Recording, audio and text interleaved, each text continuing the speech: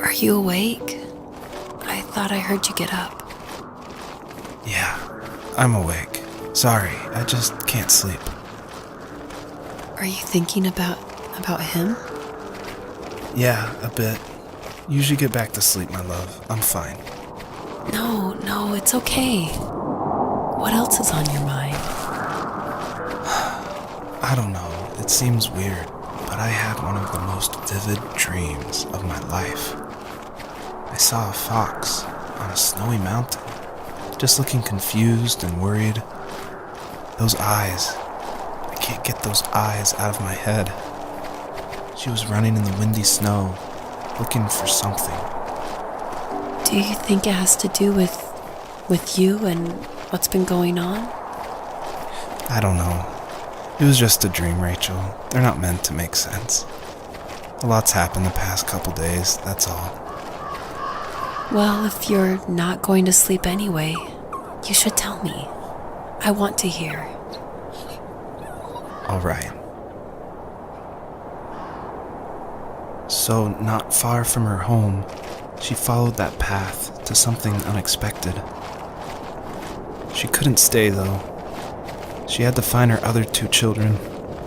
So she took that path. She followed it towards something ancient. Something with answers.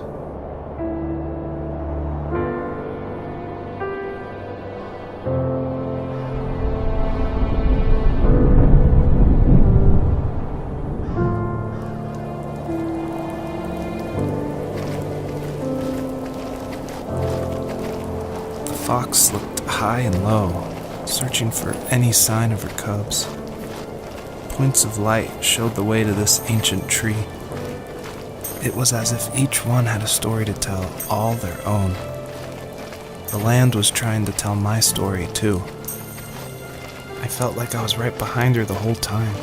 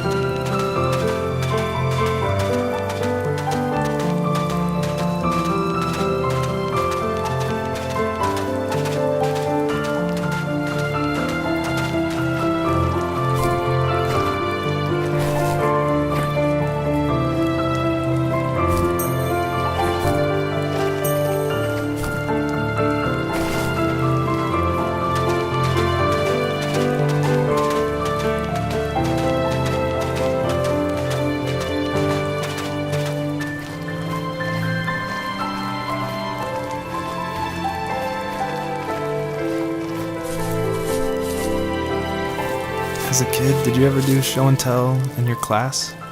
Yeah, I think I only did it once, when I was in the 4th grade. You know how my life was around then. I wanted to show my class what helped pass the time and distracted me, so I brought a dozen paper cranes I had made. I think I told everyone how badly I wanted to be a bird and fly, embarrassingly enough. Don't be embarrassed. Every kid wants to fly. For me, it was another toy from my dad, a wooden boat. I remember guarding it so carefully in my hands as I walked into class. When I sat down, a group of boys immediately made fun of it. They asked which trash can I found it in, or why an ugly log was my favorite toy. When I got up, I didn't even want to tell them my dad had carved it. I said it was a joke gift my friends had given me. Kids can be so cool. Some of them are.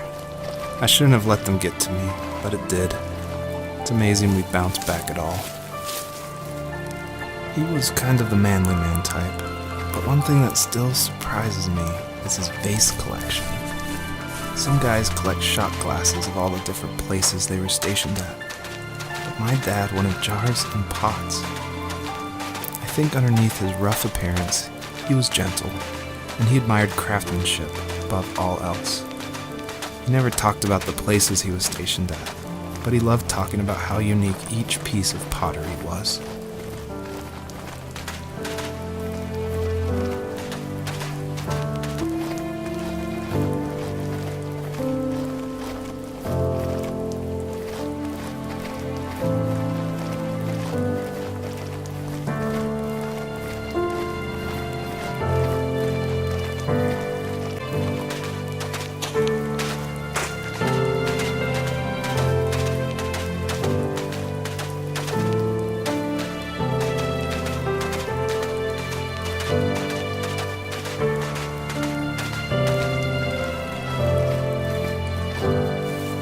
Do you remember what my dad did for a living? Wasn't he like a lumberjack? That's one way of putting it. If wood was a canvas, then a carving knife was his paintbrush. Even after working a 50-hour week, even after his hands were more splinters than skin, he would bring home the nicest piece of Alaskan weeping cedar and make me toys. That wooden train was the first toy I can remember, and I loved it. I just knew from a young age I was going to be a lumberjack, like my father.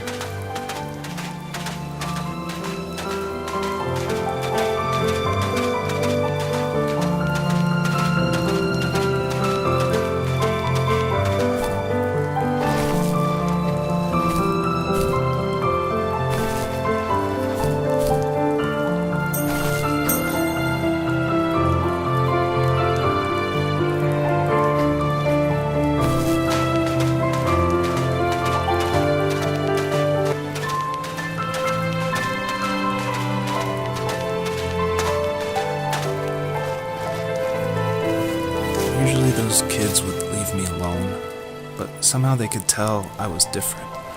They made fun of how far away I lived. They called my dad a sourdough. I was a blabbermouth as a kid, telling my dad stories I made up for hours. But after that show and tell, I didn't tell him much anymore. He didn't know exactly what was wrong, but his best guess was that the toys he carved weren't cool enough. He carved me a tank, and tried to tell me what it was like to be in a real tank as a serviceman. I didn't know your dad was in the military. Yeah, in the army. The sad thing is that I'd pretty much forgotten until just now. There's so much I still don't know about him. I'm sorry. He knows how much you love him. You're going to see him again soon and have some closure, I'm sure.